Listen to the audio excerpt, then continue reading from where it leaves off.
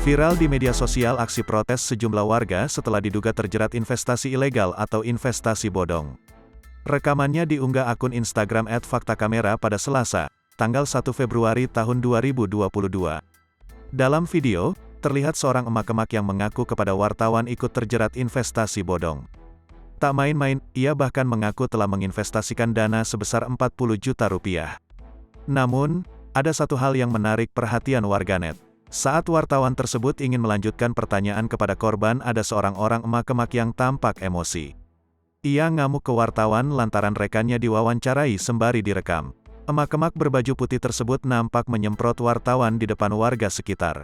Warga yang menyaksikan wartawan disemprot tersebut nampak menenangkan si emak-emak yang emosi. Dengan menjelaskan bahwa yang merekam hanyalah seorang wartawan yang bertugas meliput aksi protes tersebut. Rekaman ini pun menuai berbagai komentar dari warganet.